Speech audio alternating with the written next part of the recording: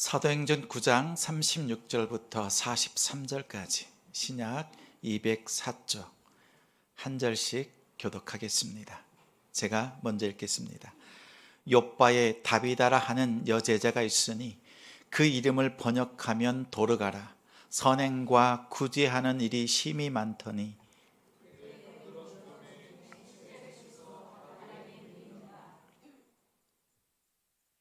룻다가 욥바에서 가까운지라 제자들이 베드로가 거기 있음을 듣고 두 사람을 보내어 지체 말고 와 달라고 간청하여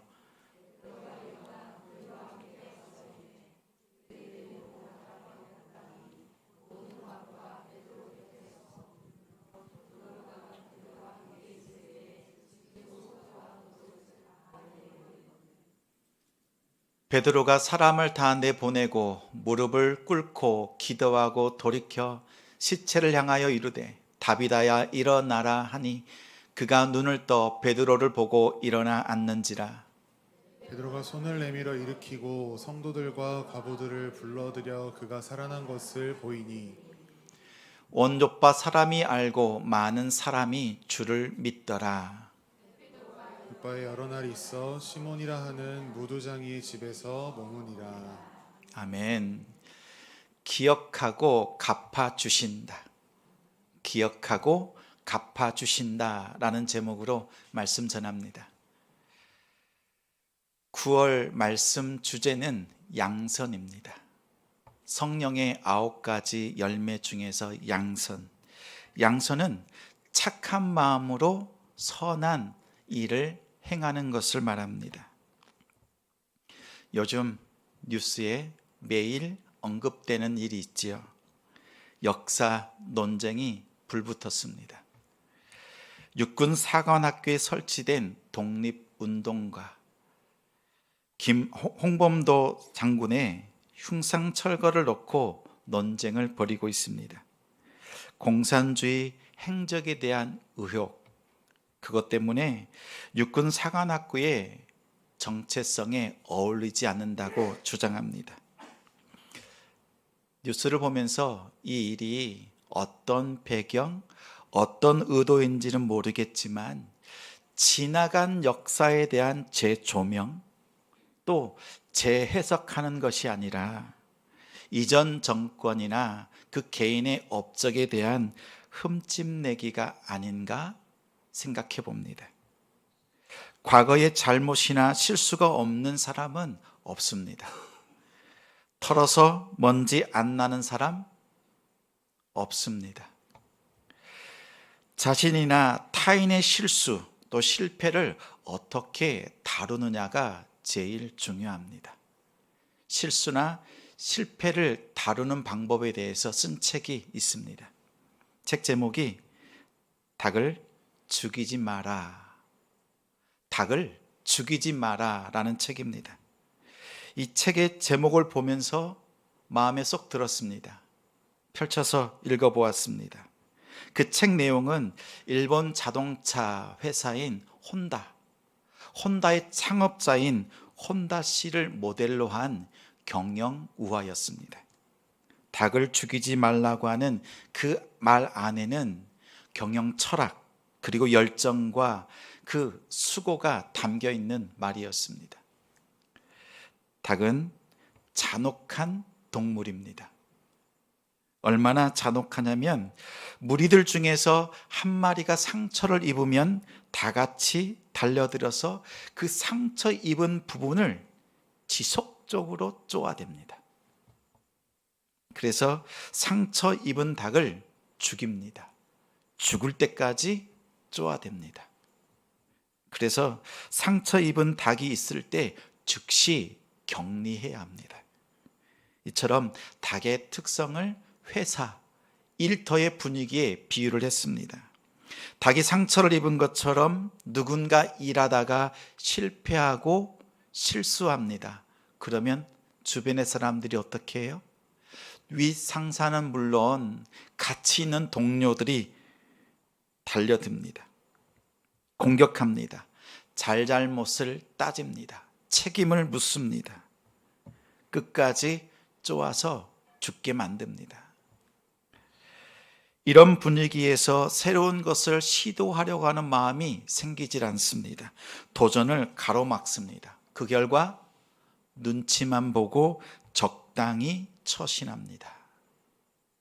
그러면 회사는 어떻게 되지요? 결국 망하고 맙니다.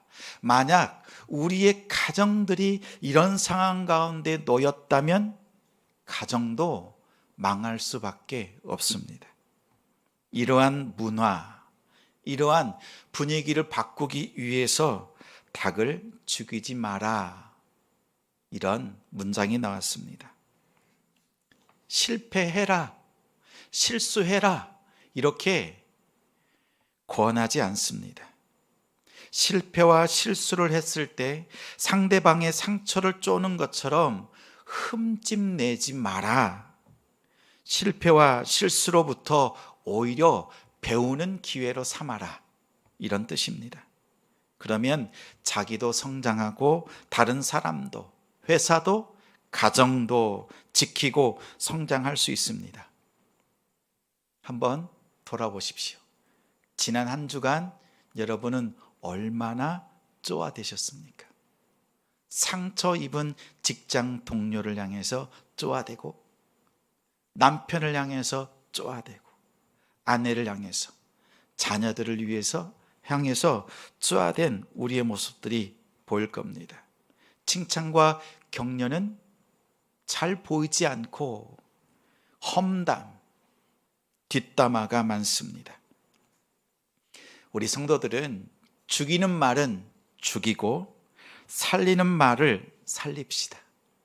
죽이는 행동을 죽이고 살리는 행동을 하는 성도가 되어주시기를 부탁드립니다. 상대의 상처를 콕콕 쪼아대는 흠집 내기는 안 됩니다. 상대의 허물을 들추지 마세요. 그런데 그게 잘 됩니까? 잘 안 됩니까? 잘 안 돼야 되는데 그게 기가 막히게도 잘 됩니다. 상대의 허물이 잘 보입니다. 왜냐하면 성경에서도 그 이유를 밝혀두었습니다. 사무엘 선지자가 다윗의 아버지 이새의 집에 갔습니다. 하나님께서 보여주는 사람, 기름을 부어서 이스라엘의 다음 왕으로 세워라 보내셨습니다. 사무엘이 바라봅니다. 그때 하나님께서 말씀합니다. 너는 사람의 키와 용모를 보지 마라. 은혜가 되시지요?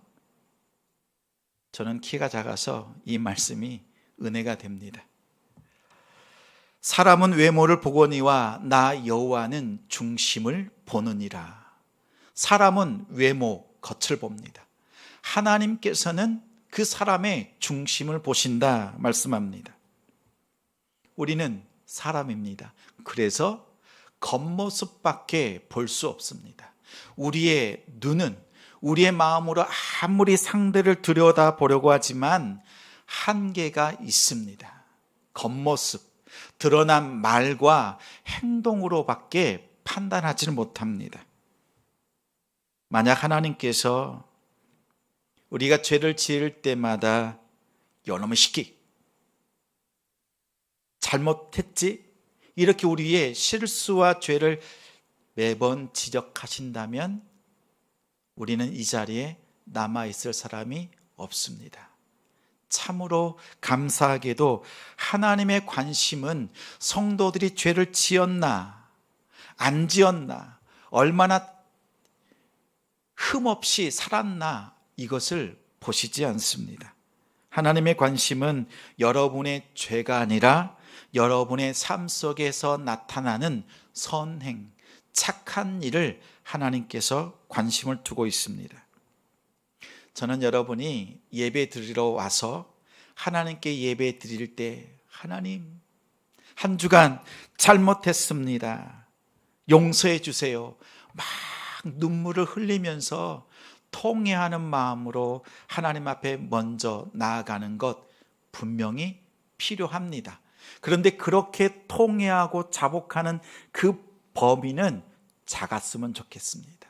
오히려 나머지 하나님 앞에 이 땅에서 하나님의 이름이 거룩하게 되도록 이 땅에서 하나님의 말씀이, 하나님의 나라가 이루어지도록, 이 땅에서 하나님의 뜻을 이루기 위해서 애쓴 여러분의 수고와 그 열심을 하나님 앞에 올려드리는 것이 더 많았으면 좋겠습니다. 회개할 것이 적고 하나님께 자랑할 것이 많은 성도가 더 아름답습니다. 왜 그래요? 어둠 속에 우리의 삶이 있습니다. 우리의 삶 속에 어둠을 드러내려고 아무리 어둠을 드러낸들 우리의 삶은 밝아지지 않습니다. 우리의 삶 속에 빛이 들어올 때, 예수 그리스도의 말씀이 들어올 때, 그제서야 우리의 삶 속에 말씀으로 살아내는 선행이 이루어질 때 우리의 삶에 밝은 빛이 비칩니다. 하나님의 관심은 여러분의 삶, 선을 행하는 삶에 관심이 있습니다. 첫날 새벽 말씀이지요. 잠언 19장 17절 말씀, 화면을 보고 같이 읽겠습니다. 가난한 자를 불쌍히 여기는 것은 여호와께 꾸어 드리는 것이니 그의 선행을 그에게 갚아 주시리라. 선행은 하나님께 꾸어 드리는 것이라고 합니다. 하나님 입장에서는 성도 여러분이 선행을 행하면 하나님이 여러분에게 빚을 진다고 합니다. 빚을 진 하나님은 기억하고 있습니다. 갚겠다. 꼭 너에게 갚겠다. 이 약속을 우리에게 주고 있습니다. 하나님이 여러분의 선행을 통해서 여러분의 선행을 왜 기억하고 갚으신다고 하는 이 약속을 주고 있을까요? 왜 하나님이 이러한 약속을 하시죠? 사진 한 장 보여주십시오. 엄마, 나 착하지요? 엄마를 돕는 딸입니다. 옷에 또 바닥에 밀가루를 가득 묻히고 있습니다. 사진에 있는 저 딸은 제 딸이 아닙니다. 네. 작은 손으로 엄마를 돕는 그 고사리 같은 작은 손, 엄마를 돕겠다는 아이의 마음이 보입니다. 엄마는 어떻게 해요? 오히려 더 어지럽히고 더 밀가루가 튀는데 엄마는 뭐라고 합니까? 그만해! 이러는 엄마 없습니다. 고맙다. 이런 얘기 하잖아요. 가난한 자를 돌보는 선행, 이것은 하나님께서 하시는 일입니다. 왕이신 하나님께서 자기 백성을 돌보는 일입니다. 그 일에 성도가 이 아이처럼 자원해서 참여합니다. 하나님이 하시는 일을 그 마음에 품고 대신 행합니다. 그러면 하나님께서 그 성도를 볼 때 얼마나 기특하게 생각하시는지 모릅니다. 그 일이 어마어마한 일은 아닙니다.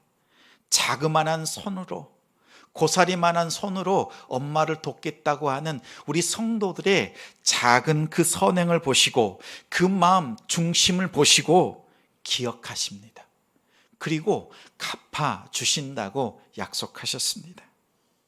이 약속이 이루어진 신약의 사건이 어디 있을까 묵상하면서 말씀을 살폈더니 오늘 본문 말씀입니다. 아람어 이름을 사용하는 다비다. 다비다는 아람어 이름입니다. 이 다비다가 다시 살아난 사건입니다. 헬라어로는 도르가입니다. 다비다, 도르가는 귀하고 품이 있는 동물, 가젤, 영양을 말합니다.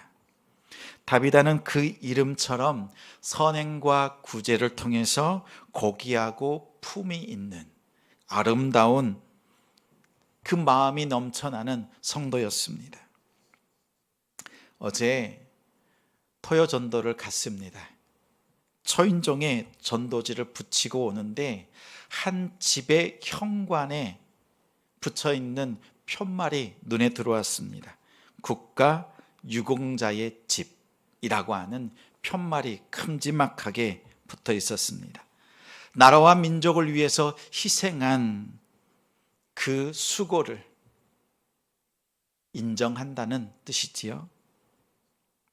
다비다의 집 앞에는 아마도 선행과 구제의 으뜸인 성도라고 하는 편말을 붙인 것과 같습니다. 여러분의 집을 들어갈 때 현관문에 무엇이 붙어 있기를 원하십니까? 하나님께서 여러분의 가정에 붙여주는 편말, 어떤 편말이 붙여지기를 원하십니까? 여러분이 기대하고 그 원하는 편말을 붙일 수 있는 우리 성도님들이 되시길 바랍니다. 선행과 구제가 으뜸이었던 다비다가 병들어 죽었습니다.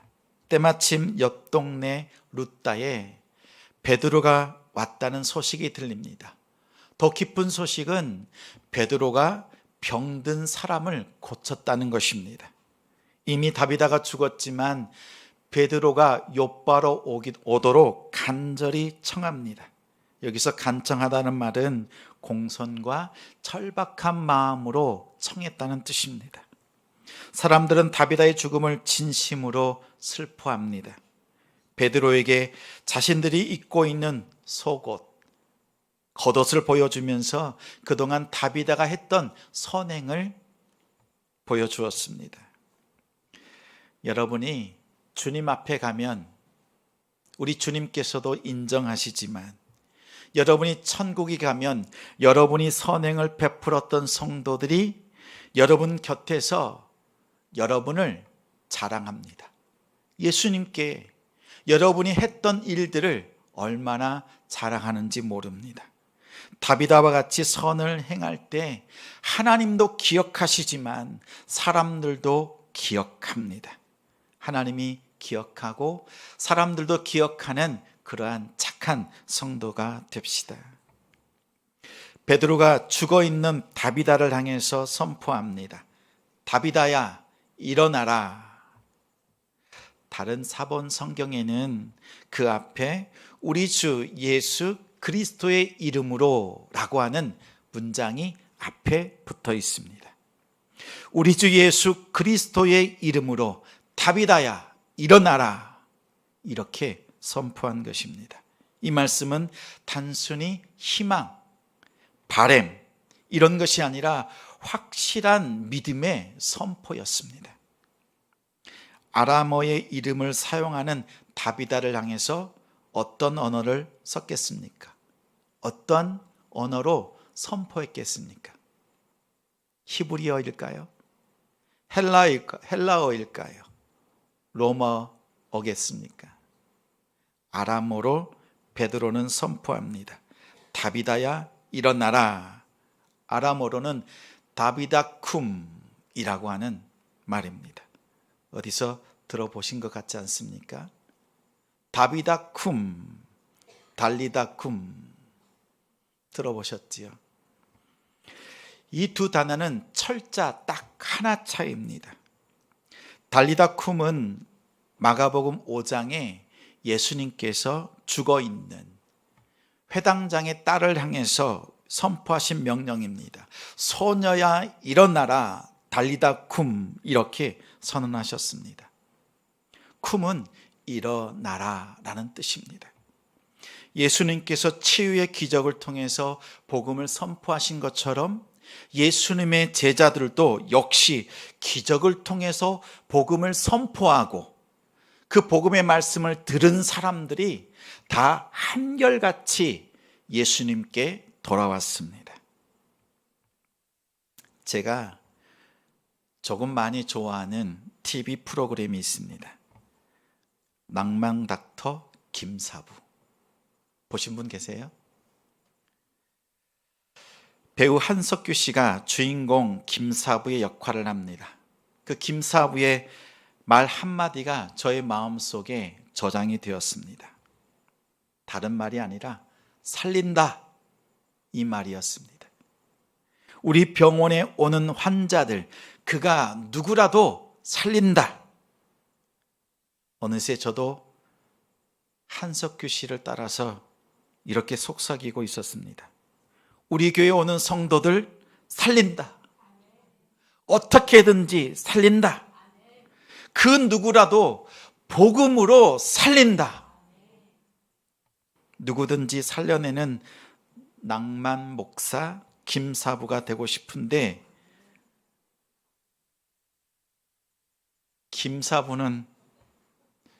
아직 김사부는 아니고 김씨부 같습니다. 정말 누구든지 살려내는 낭만 목사, 그런 김사부가 되고 싶습니다. 살리는 목사, 살리는 성도, 살리는 교회가 되길 소망합니다. 살리는 성도, 살리는 교회, 우리 성도님들이 만들어 주시기를 부탁드립니다. 그러려면 한 가지만 잘 하면 됩니다. 쪼아대는 것을 한 글자로 말하면 뭐라고 말할 수 있죠? 쪼아대는 것. 뭐라고 말할 수 있어요? 콕 쪼아댄다고 하잖아요. 그렇죠? 그러면 한 글자로 말하면 콕이라고 말할 수 있습니다. 살리는 것, 죽은 자도 살리는 일어나라라고 하는 아람어로 한 글자 뭡니까? 쿰이죠. 쿰. 콕을 버리고 쿰을 하면 됩니다. 누군가 콕콕 쪼아대면 이렇게 말씀하십시오. 콕 안 돼요. 쿰 합시다. 이렇게 말씀하십시오. 우리 옆에 있는 성도에게 한번 얘기해 볼까요? 콕 안 돼요. 쿰 합시다. 하실 수 있지요? 한 번 더 해봅시다. 이번 반대쪽을 향해서. 콕 안 돼요. 쿰 합시다. 죽이는 말은 죽이고 살리는 말을 살립시다. 죽이는 행동은 죽이고 살리는 행동을 합시다. 여러분의 기도가 쿰이 되길 원합니다. 누군가를 살려내는 기도, 일으켜 세우는 기도, 여러분의 전도가 쿰이 되길 바랍니다. 누군가를 천국으로 인도하는 전도가 되길 바랍니다. 여러분의 섬김이 쿰이 되길 바랍니다. 누군가를 높여주는, 누군가를 존귀케 하는 그러한 섬김이 되길 바랍니다. 여러분의 예배가 쿰이 되길 바랍니다. 하나님이 살리시는 예배, 하나님께서 살려내시고야만은 그런 예배자 되시기 바랍니다. 저는 저를 향해서 이렇게 외쳤습니다.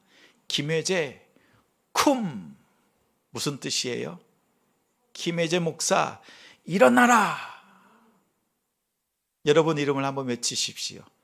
여러분의 이름을 여러분이 한번 외쳐주세요. 시작. 쿰. 그렇죠?